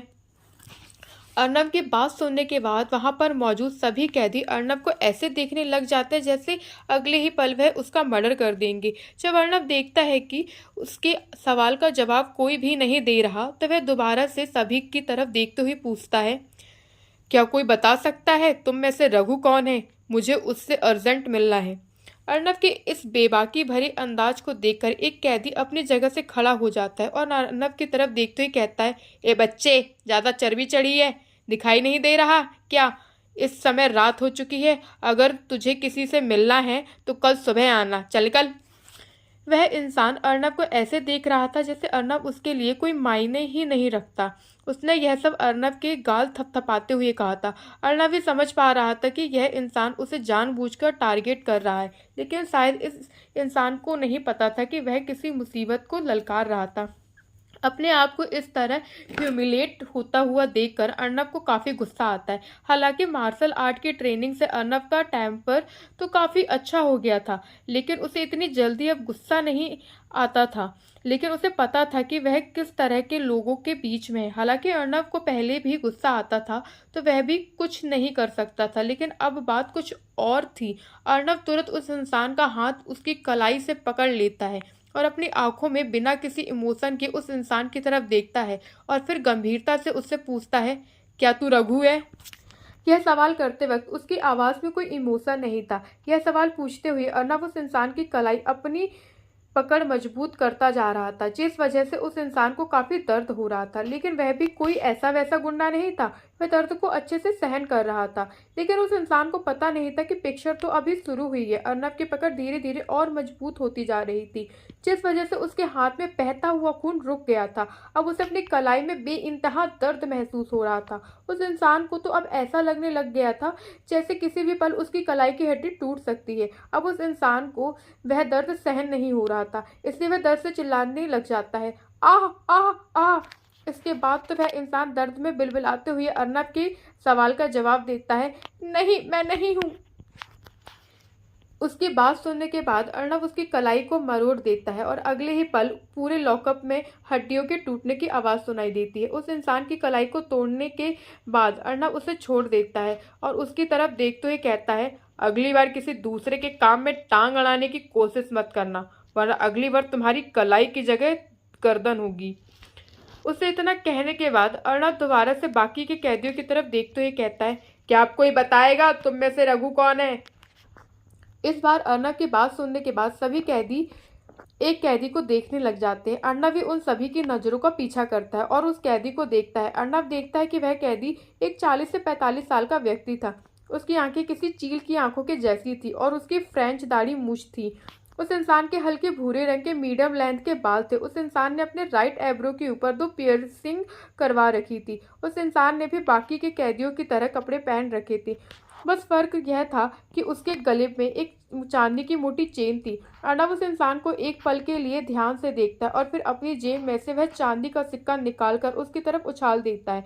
जब अर्नब रघु को देख रहा था तो रघु भी अर्नब की तरफ देख रहा था।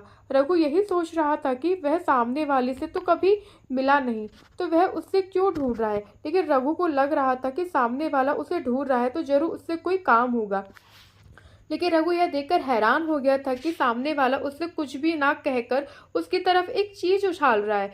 रघु भी यह जानने के लिए काफी उत्सुक था कि आखिर सामने वाला उसे क्यों ढूंढ रहा है। रघु तुरंत अपने हाथ को आगे बढ़ाते हुए उस चीज को पकड़ लेता है जो अर्नब ने फेंकी थी। लेकिन रघु उस चीज को पकड़ने के बाद जैसे ही अपनी मुट्ठी खोलकर उस चीज को देखता है तो उसके चेहरे के हाव भाव बदल जाते हैं। रघु काफी देर तक उसे सिक्के को लगातार देखता रहता है।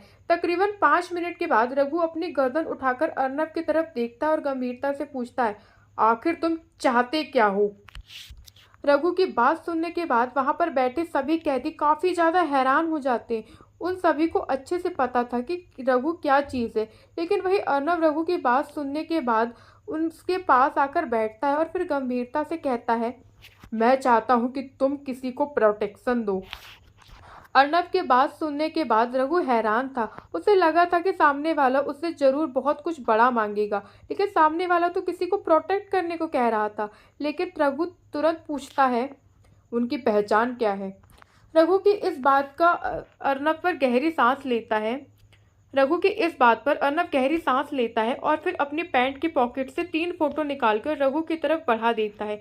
भले ही अर्नब पिछले 2 सालों से सभी से अलग हो गया था, लेकिन समय समय पर वह अपने आचार्य इंद्र से कहकर अपने परिवार वालों की खबर निकलवाता रहता था। यह तीनों फोटो भी आचार्य इंद्र ने ही उसे दी थी। अर्नब उन तीनों फोटो को रघु को देते हुए कहता है, मेरे आचार्य कह रहे थे कि तुम्हारा अंडरवर्ल्ड में काफ़ी अच्छा दबदबा है। अब मैं तुम्हें यह सिक्का दे दिया है तो तुम्हें इन तीनों को प्रोटेक्शन देनी होगी। मैं पहले ही बता दे रहा हूँ, ये तीनों मेरी फैमिली मेम्बर है और मैं नहीं चाहता कि इन्हें कोई परेशानी हो, इसलिए तुम्हें इन्हें प्रोटेक्शन दोगे। अर्नब की बात सुनने के बाद रघु तीनों फोटो को अपने हाथ में ले लेता है और एक एक करके तीनों फोटो को देखता है और फिर अर्नब की तरफ देखते हुए कहता है, ठीक है, काम हो जाएगा। वैसे कोई और फरमाइश? जिस पर अर्नब सिर्फ इतना कहता है, अभी के लिए तो नहीं, बाकी का बाद में देखेंगे। रघु से इतना कहने के बाद अर्नब अपनी जगह से खड़ा होता है और बिना किसी से कुछ बोले लॉकअप से निकल जाता है। अर्नब के जाने के बाद रघु के बगल में मौजूद कैदी रघु की तरफ देखते हुए कहता है, रघु दादा, आखिर था कौन वह लड़का? मैं उसकी हिम्मत कैसे हुई आपसे इस तरह से बात करने की? आप बोले तो अभी भी उस बच्चे को अच्छा सा मजा चखा दूंगा। उस कैदी की बात सुनने के बाद रघु अपनी आंखें सिकोड़ते हुए उसकी तरफ देखता है और कहता है, नहीं, ऐसा कुछ नहीं करने की ज़रूरत है।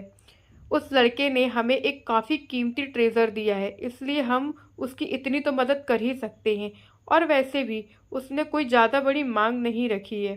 इतना कहने के बाद रघु उन फोटो को उस कैदी की तरफ करते हुए कहता है, ले, इन फोटो को ध्यान से देख ले और जल्द से जल्द वसंत को बता देना कि प्रोटेक्शन में 6 लोगों को लगा दे। रघु की बात सुनने के बाद वह इंसान तुरंत अपनी गर्दन हिलाते हुए कहता है, ठीक है रघु दादा, मैं कल ही वसंत भाई को इन दोनों के प्रोटेक्शन में लोगों को लगाने के लिए कह दूंगा। उस इंसान की बात सुनने के बाद रघु अपनी गर्दन हिलाते हुए दोबारा से चुपचाप बैठ जाता है। इस समय आधी रात बीत गई थी और सभी कैदी आराम से सो रहे थे, लेकिन एक इंसान ऐसा भी था जो अभी भी जागा हुआ था। उसे आज की रात बहुत लंबी लग रही थी। यह इंसान अर्नब था। जब अर्नब को काफ़ी देर तक नींद नहीं आती तो अर्नब अपनी जगह से खड़ा होकर जेल के अंदर ही अपने मार्शल आर्ट की प्रैक्टिस करने लग जाता है। आखिर क्या रहस्य था उस चांदी के सिक्के का, और कौन है यह वसंत भाई? क्या वसंत भाई अर्नब के परिवार वालों को प्रोटेक्शन में अपने आदमियों को लगाएगा? अगर आप भी इन सभी सवालों के बारे में जानना चाहते हैं तो बने रहे हमारे यूट्यूब चैनल में, और अगर आपको ये कहानी पसंद आ रही है तो लाइक और कमेंट जरूर करें, जिससे हमारा मनोबल बना रहे। ठीक है रघु दादा, मैं कल ही वसंत भाई को इन लोगों के प्रोटेक्शन में लोगों को लगाने के लिए कह दूंगा। उस इंसान की बात सुनने के बाद रघु अपनी गर्दन हिलाते हुए दोबारा से चुपचाप बैठ जाता है। इस समय आधी रात बीत गई थी और सभी कैदी आराम से सो रहे थे, लेकिन एक इंसान ऐसा भी था जो अभी भी जागा हुआ था। उसे आज की रात बहुत लंबी लग रही थी। यह इंसान अर्नब था। जब अर्नब को काफ़ी देर तक नींद नहीं आती तो अर्नब अपनी जगह से खड़ा होकर जेल के अंदर ही अपने मार्शल आर्ट की प्रैक्टिस करने लग जाता। मार्शल आर्ट की प्रैक्टिस करते करते अर्नब को ऐसा लग रहा था जैसे उसके शरीर के अंदर बहुत ज़्यादा एनर्जी जनरेट हो रही है। उस एनर्जी की वजह से अर्नब की प्रैक्टिस की स्पीड तेज होती जा रही थी। उसके हवा में मुक्के मारने से हवा को चीरने की भी आवाज़ सुनी जा सकती थी। वह मार्शल आर्ट की प्रैक्टिस करने में इतना लीन हो गया था कि उसे पता ही नहीं चला कि उसके मार्शल आर्ट की प्रैक्टिस करने की वजह से हवा में सॉफ्ट वेव फैलनी शुरू हो गई है। उसकी हर एक मूवमेंट में एक अदृश्य धमाका हो रहा था। उन धमाकों की गूंज से ऐसा लग रहा था जैसे एक बुलेट ट्रेन लगातार किसी न किसी चीज़ से टकरा रही है। अर्नब प्रैक्टिस करते करते काफ़ी ज़्यादा फोकस्ड हो गया था। वह देखने में एकदम परफेक्ट किलिंग मशीन लग रहा था। अर्नब ने प्रैक्टिस करने के लिए अपनी शर्ट उतार रखी थी, जिस वजह से उसकी परफेक्ट फिजिक काफ़ी ज़्यादा अट्रैक्टिव लग रही थी। उसके चौड़े कंधे, उसके chest, abs, V shape, back, हालांकि उसकी बॉडी ज़्यादा बल्की नहीं, लीन थी। उसकी बॉडी का हर पार्ट परफेक्ट शेप और कट में था। बहुत से लोग इस तरह की कट वाली बॉडी पाने के लिए जिम में घंटों मेहनत करते हैं। वह बॉडी अर्नब अपने साथ लिए हुए था। अब प्रैक्टिस करते करते सुबह हो गई थी। पूरी रात प्रैक्टिस करने से उसका पूरा शरीर पसीने में भीगा हुआ था, लेकिन फिर भी उसे अपने शरीर में थकान की जगह एक अलग ही तरह की तंदुरुस्ती महसूस हो रही थी। अगर रात के समय अर्नब को ट्रेनिंग करते हुए उसके आचार्य इंद्र देख लेते तो वह समझ जाते कि अर्नब उस लेवल पर पहुंच गया था जहां पर एक आम मनुष्य नहीं पहुंच सकता, जहां पर पहुंचने के लिए लोगों को बहुत सालों की मेहनत लगती है। बहुत लोग तो इस लेवल पर पहुंचने के लिए अपने पूरा जीवन लगा देते हैं, लेकिन पता नहीं कैसे अर्नब इस लेवल पर सिर्फ 2 सालों में पहुंच गया था। शायद यह इसकी लगातार मेहनत और हार न मानने की इच्छा थी। सुबह होने के बाद अर्नब अपने आचार्य के पास जाता है और उनसे कुछ बातें करता है। लेकिन अर्नब के जाने से पहले आचार्य इंद्र उसे एक ऐसी चीज देते हैं जिसे देखकर अर्नब काफी ज्यादा हैरान था, क्योंकि उसके आचार्य उसे एक ब्रेटा M9 पिस्टल थमाते हैं। अर्नब को नहीं पता था कि यह पिस्तौल उसके किस काम आएगी, लेकिन यह पिस्तौल उसके गुरु दे रहे थे, इसलिए वह बिना हिचके उसे अपने पास रख लेता है। उस बंदूक को अर्नब को देने के बाद आचार्य इंद्र अर्नब की तरफ देखते हुए उसे कहते हैं, अर्नब, जब से तुम्हें यह फैसला किया है कि मैं तुम्हें मार्शल आर्ट सिखाऊं, तभी से तुम्हारी किस्मत मुझसे जुड़ गई थी। तुम्हारा ना चाहते हुए भी तुम अंडरवर्ल्ड के मामले से जुड़ चुके हो। अब से तुम्हारी जिंदगी पूरी बदलने वाली है। इस नई जिंदगी के लिए तैयार रहना। अर्नब को उसके आचार्य इंद्र की बातों तो पूरी तरह से समझ में नहीं आई थी, लेकिन वह इतना समझ गया था कि अब से उसके जीवन का एक नया अध्याय शुरू होने वाला है। वह आचार्य इंद्र से और भी बहुत सी बातें करता, लेकिन थोड़ी ही देर बाद वहां पर एक कांस्टेबल आकर अर्नब को कहता है, तुम्हारे बाहर जाने का समय आ गया है, चलो। उस कांस्टेबल की बात सुनने के बाद अर्नब भी अपने गुरु के पैर छूता है और उस कांस्टेबल के पीछे चल पड़ता है। कांस्टेबल के पीछे चलते चलते अर्नब एक ऑफिस में पहुंच जाता है। वहां पर उसके रिहा होने की प्रक्रिया हो रही थी। अर्नब भी उनके साथ कॉपरेट करता है और आखिर में एक पेपर पर साइन करके जेल से बाहर निकल जाता है। पिछले 2 सालों में अर्नब रोहतक डिस्ट्रिक्ट जेल में कैद था। आज पूरे 2 साल बाद उसने जेल से बाहर की दुनिया देखी थी। इस समय उसने कैदी के कपड़े नहीं पहन रखे थे, बल्कि एक काले रंग का लोअर, नीले रंग की टी शर्ट और पैरों में चप्पल थी। पूरे 2 साल बाद जेल से बाहर आने के बाद अर्नब अपने दोनों हाथों को खोलकर एक लंबी गहरी सांस लेता है। 2 साल पहले जिस अर्नब को जेल में डाला गया था, उस अर्नब और आज के अर्नब में काफी अंतर था। अर्नब आज 20 साल का हो गया था। अर्नब हरियाणा के झज्जर जिले के एक छोटे से गांव खानपुर में रहता था, इसलिए बस स्टॉप पर जाकर अपने गांव के लिए बस पकड़ता है। 5 से 10 मिनट के बाद अर्नब को झज्जर जाने वाली बस मिल जाती है।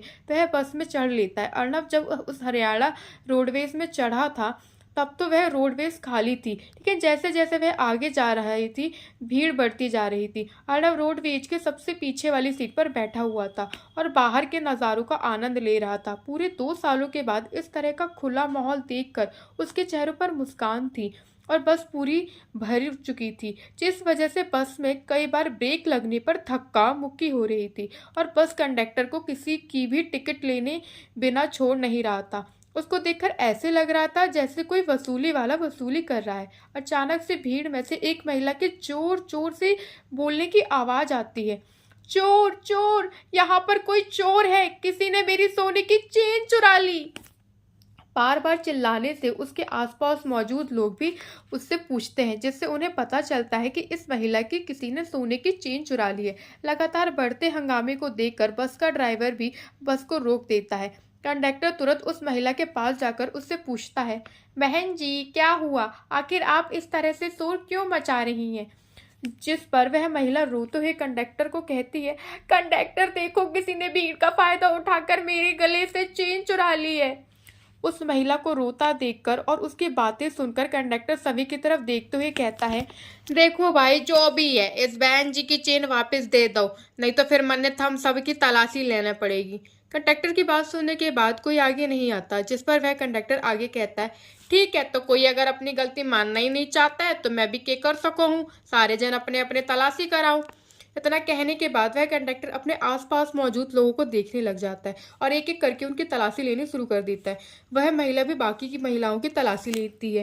कंडक्टर वह इंसान के पास आते हुए कहता है, चल भाई, ते भी अपने हाथ ऊपर कर। कंडक्टर की बात सुनने के बाद वह इंसान इधर उधर देखने लगता है, लेकिन वह तुरंत अपने बगल में मौजूद एक 8 साल की बच्ची को पकड़ लेता है और फुर्ती से अपनी कमर के पीछे से एक चाकू निकालकर उस लड़की की गर्दन पर रख देता है। इस इंसान को पहले ही पता चल गया था कि वह फंस सकता है, इसलिए उसने अपने पहले ही एक बैकअप प्लान बना लिया था। वही अचानक से हुई इस प्रक्रिया से कंडक्टर भी हैरान था। आसपास मौजूद लोग भी काफी ज्यादा डर गए थे। वहां पर मौजूद एक महिला उससे छोटी लड़की को चाकू के निशाने पर देखकर डर गई थी। वह रोते उस इंसान से कहती है, भाई साहब, भगवान की खातिर प्लीज मेरी बेटी को छोड़ दो, प्लीज भाई साहब। भीड़ में मौजूद सभी लोग भी उस लड़की को छोड़ने की विनती करने लग गए थे। उस गुंडे को एक गोल्डन अपॉर्चुनिटी लगती है। उससे पहले तो लगा था कि वह सिर्फ एक सोने की चेन ले जाएगा, लेकिन एक लड़की को अपने कब्जे में लेने के बाद उसके चेहरे पर एक शैतानी मुस्कान आ गई थी। उसकी आंखों में लालच साफ नजर आ रहा था। वह इंसान अपनी भयानक आवाज से सभी की तरफ देखते हुए कहता है, ठीक है, मैं इस लड़की को छोड़ दूंगा, लेकिन तुम सभी को तुम्हारे पास जो कुछ भी है उसे मुझे दे दो। अगर तुम ऐसा करते हो तो मैं किसी को भी कोई नुकसान नहीं पहुंचाऊंगा। चुपचाप तुम सभी के पास जो कुछ भी है वे एक बैग में डालकर मुझे दे दो। उस गुंडे की बात सुनने के बाद भीड़ में मौजूद सभी लोग हैरान हो गए थे। उन्हें विश्वास नहीं हो रहा था कि एक गुंडा भरी बस में एक छोटी लड़की को अपने निशाने पर ले लेगा और फिर उनसे इस तरह की मांग भी करेगा। लेकिन पूरी बस में मौजूद सभी को पता था कि इस छोटी बच्चे की जिंदगी उन सभी के हाथ में है, इसलिए उनमें से कोई भी गलती नहीं करना चाहता था, क्योंकि अगर उन्होंने कोई भी एक कदम उठाया तो सामने वाला गुंडा लड़की को जान से भी मार सकता है। वह गुंडा उसे लड़की के सहारे बस के आने जाने वाले दरवाजे के बिल्कुल सामने खड़ा हो गया था। उस गुंडे का सोचना था कि जैसे ही सभी लोग उस बैग के अंदर पैसे डालेंगे तो वह इस लड़की को धक्का मारकर बैग उठाकर तुरंत भाग जाएगा। उसकी पकड़ में मौजूद वह 8 साल की लड़की लगातार रोए जा रही थी, बार बार मम्मी मम्मी चिल्ला रही थी। उस छोटी बच्ची को रोता देखकर बस में मौजूद सभी लोग अपने दांत पीसते हुए ना चाहते हुए भी उस बैग में अपने अपने पैसे रखने लग जाते हैं। उस भीड़ में से एक बूढ़ा इंसान उस गुंडे को कोसते हुए कहता है, आ जाइयो, पेंशन लेके आया था, आ जाइयो, गुंडा मिल गया, कीड़े पड़ के मरोगा ससुरा, गुंडा बना हांडा है, जितना ये जिगरा ले रहा है तो छोरी न छोड़ के देख। उस बूढ़े इंसान की बात उस गुंडे को सुनाई दे जाती है, जिस वजह से उस गुंडे को और ज्यादा गुस्सा आ जाता है। जैसे ही वह बूढ़ा इंसान उस गुंडे के बैग में अपनी पेंशन रखता है तो वह गुंडा उस बूढ़े के पेट पर लात मारते हुए कहता है, बूढ़े तेरी जवान का मैं घेणे नहीं चाल रही है, शुक्र माना तेरी बात सुन के भी तने जिंदा छोड़न लाग रहा हूँ, नहीं तो 2 दिन की जिंदगी आराम से जिंदगी काट लूँ, खामाखा चौधर में पैर टेके है। इस दृश्य को देखने के बाद कोई भी इंसान उस गुंडे के बारे में कुछ नहीं कहता, बस चुपचाप उसके पास जाते हैं और उसके पास मौजूद बैग के अंदर अपने पैसे रखने लग जाते हैं। अर्नब ने भी यह नज़ारा देखा। उसे भी इस गुंडे के ऊपर अब गुस्सा आ रहा था, लेकिन उसे पता था कि गुंडे की गिरफ्त में उस समय एक छोटी बच्ची है। अगर वह उसके खिलाफ कोई एक्शन भी लेता है तो उसका एक गलत कदम उस बच्ची को नुकसान पहुंचा सकता है। हालांकि अर्नब ने बहुत ज़्यादा प्रैक्टिस की थी और वह काफ़ी ज़्यादा ताकतवर हो गया था, लेकिन उसने कभी भी रियलिटी में इस तरह की सिचुएशन का सामना नहीं किया था, इसलिए वह इस समय थोड़ा नर्वस भी था। जब वह गुंडा देखता है कि लगभग सभी लोगों ने उस बैग के अंदर अपने पैसे रख दिए हैं तो उसकी आंखें चमकने लग गई थी, लेकिन तभी उसकी नज़र अर्नब पर जाती है। उस गुंडे को पता चलता है कि अर्नब अभी तक एक भी पैसा इस बैग के अंदर नहीं डाला है, इसलिए वह अर्नब की तरफ देखते हुए चिल्लाता है, क्यों भाई, तू ना खा लेगे पैसे, तेरे खातिर पंडित बुलाऊं, आज भैरव बाबा पे चढ़ावे चढ़ा है। उस गुंडे की बात सुनने के बाद सभी लोग अर्नब की तरफ देखने लगते हैं। अर्नब भी उस गुंडे के ताने को अच्छे से समझ गया था, लेकिन फिर भी अर्नब अपनी जेब में हाथ डालकर 3 500 के नोट निकालकर उस गुंडे को दिखाते हुए कहता है, मेरे पास बस इतने ही हैं। हा हा हा हा हा। ओ भाई फटे कंगाल हालत, कोई ना, इन्ने के धर के धोखेगा, इन्ने भी चढ़ा दे। अर्नब को उस गुंडे की बात सुनकर वैसे तो काफी गुस्सा आ रहा था, लेकिन उसे पता था कि वह इस समय कुछ भी नहीं कर सकता, इसलिए वह उस गुंडे के पास जाकर और झुककर उस बैग के अंदर उन पैसों को रखना लगता है। लेकिन बैग के अंदर उन पैसों को रखते ही आरव के हाथ की मुट्ठी कस गई थी। वह काफी फुर्ती से बैग के अंदर पैसे डालता है और अपने हाथ को तेजी से निकालते हुए उस लड़की के पैरों के बीच से निकालते हुए उस गुंडे के मेन अंग पर एक मुक्का मारता है। अर्नब के रिफ्लेक्स काफ़ी ज़्यादा तेज थे। यह सब कांड अर्नब ने सिर्फ 6 सेकंड के अंदर कर दिया था। अचानक से अपने शरीर के निचले हिस्से पर हमला होने से वह गुंडा झटपटा गया था। उसके हाथ से वह चाकू छूटकर जमीन पर गिर गया था। अर्नब बिजली से भी तेज रफ्तार से उस लड़की को वहां से हटा देता है, लेकिन वह गुंडा तो अपने शरीर के उस अंग को पकड़कर रोडवेज से नीचे गिर जाता है। हालांकि रोडवेज से सीधा रोड पर गिरने से उस इंसान को चोट भी लगी थी, लेकिन इस समय उस गुंडे को सबसे ज्यादा दर्द अपने उस हिस्से पर हो रहा था जहां पर अर्नब ने उसे मारा था। उस छोटी लड़की को उस गुंडे के चंगुल से बचाने के बाद अब अर्नब शांति से उस गुंडे की तरफ देखता है। उस छोटी लड़की को भीड़ को सौंपने के बाद अर्नब उस गुंडे के पास जाता है। उस गुंडे के पास जाते वक्त अर्नब उस गुंडे का ही चाकू उठा लेता है। उस गुंडे के पास जाने के बाद अर्नब उस गुंडे के पेट में एक जोरदार लात मारता है, जिस वजह से वह गुंडा दर्द से एक और चीख निकालता है, आह। भीड़ भी उस गुंडे को पीटना चाहती थी, लेकिन अर्नब उन्हें रोक देता है। अर्नब की बात सुनकर भीड़ रुक जाती है। इसके बाद तो अर्नब उस गुंडे को इतनी बेरहमी से पीटने लग जाता है जैसे कोई धोबी कपड़े को धोता है। वह पूरी भीड़ उस गुंडे को इतनी बेरहमी से पिटता देखकर काफी ज्यादा डर गई थी। अर्नब दिखने में एक साधारण 20 साल का लड़का दिखाई दे रहा था, लेकिन उसकी ताकत को देखकर कोई भी यह नहीं कह सकता था कि ये एक 20 साल का लड़का है। भीड़ को यही लग रहा था कि अर्नब कोई ट्रेंड मिलिट्री ऑफिसर है। उस गुंडे को तबीयत से पीटने के बाद अर्नब भीड़ की तरफ देखते हुए कहता है, अगर आप में से कोई अपना गुस्सा निकालना चाहता हो तो निकाल सकते हैं, लेकिन इससे कोई जान से मत मारना, और हाँ, इसे पीटने के बाद पुलिस को भी कॉल कर देना। अर्नब की बात सुनने के बाद भीड़ उत्साहित हो जाती है और उस गुंडे को तबीयत से पीट देती है। इतने सारे लोगों के द्वारा पीटे जाने से वह गुंडा अधमरा हो गया था। उस गुंडे के शरीर का हर एक अंग में दर्द हो रहा था। वह गुंडा अपने शरीर के किसी भी अंग को हिलाता तो उसे काफी दर्द होता। उसे पीटने के बाद एक आदमी पुलिस को कॉल कर देता है। थोड़ी देर में वहां पुलिस आ जाती है और उसे गिरफ्तार करके ले जाती है। लेकिन जब पुलिस वालों ने यह पूछा कि उसकी यह हालत किसने की है, तो सभी लोग अर्नब का नाम तो लेना चाहते थे, लेकिन अर्नब ने उन्हें कहा था कि वह यह कहे कि उस गुंडे ने उन सब ने मिलकर पकड़ा है। पहले तो वह अर्नब की बात नहीं मानना चाहते थे, लेकिन अर्नब के बार बार कहने पर वह मान जाते हैं और पुलिस से वही कहते हैं जो अर्नब ने उन्हें कहने को कहा था। पुलिस के जाने के बाद सभी लोग दोबारा से बस में बैठ जाते हैं और बस दोबारा से झज्जर की तरफ चल पड़ती है। क्या इस सफर से अर्नब को कोई और परेशानी आएगी? क्या उस गुंडे को पीटने के बाद और जेल से बाहर आने के बाद वह गुंडा अर्नब से बदला तो नहीं लेगा? क्या रघु के ऑर्डर के अनुसार वसंत ने अपने आदमी अर्नब की फैमिली की प्रोटेक्शन में लगा दिए होंगे? अगर आप इन सभी सवालों का उत्तर जानना चाहते हैं तो बने रहिए हमारे यूट्यूब चैनल पर, और अगर आपको ये कहानी पसंद आ रही है तो कृपया लाइक और कमेंट करें, जिससे हमारा मनोबल बना रहे।